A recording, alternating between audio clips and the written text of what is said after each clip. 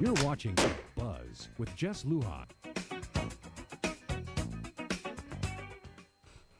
Good evening, Guam. I'm Jess Lujan. Welcome to this edition of The Buzz. Very exciting show tonight. A former colleague, speaker of the 33rd Guam Legislature, and ever since the 29th. But welcome to the show, Speaker Wampat. How are you doing tonight? Very good, and thank you and for thank the you. I invitation. know you guys are in session, so Yes. thank you for taking time out of your busy schedule.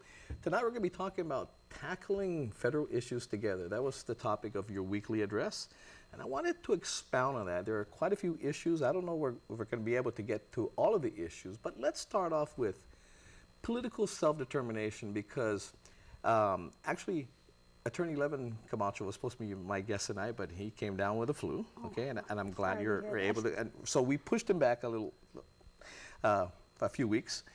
Governor Calvo, in his State of the Island address, talked about also possibly taking the federal government to court for certain issues.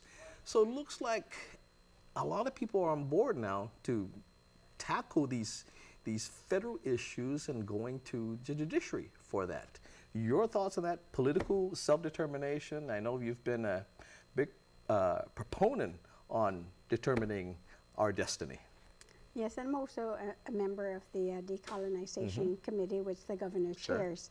And we've been meeting on a monthly basis, and we know that the educational side of it already has been done, but we have not moved forward. This is the first time that the governor has actually made a public statement in terms of when he would like to see a plebiscite happen. My concern, of course, and that of the other members, is we want to make sure that the education aspect of it actually takes place.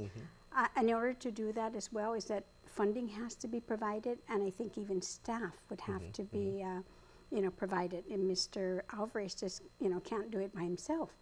So I went ahead and wrote letters to Esther Kiaina, because in Obama's budget for 2010, there was a provision there, an appropriation of about $250,000, and I wanted to find out where that is so we can get started. And I asked also the Congresswoman's office to assist us, and what she was able to find was that it's the government now, through the Decolonization Commission, working with the University of Guam and, of course, the governor's office, to put a consolidated grant together Okay. and then submit it to OIA, Okay. because they have their. So this is a competitive grant then? Or- Well, no, it's an appropriation Appropriation, already. okay, But okay. what they want to do is to see a plan, okay. how you're going to be using money, these okay. monies. You're Okay, right. okay.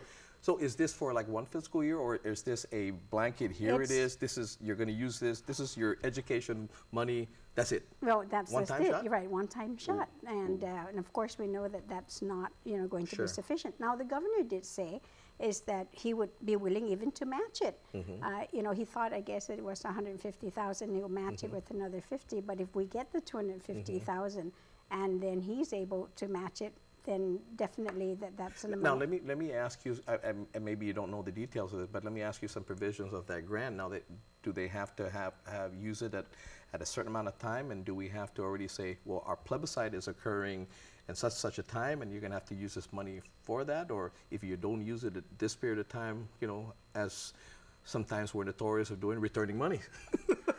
True, and because that was then, of course, appropriated in 2010.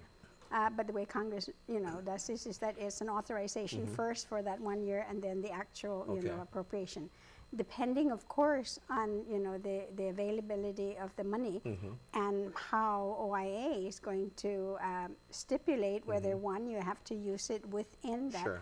Fiscal year, Sure. or maybe even two, but and that's the reason for the plan.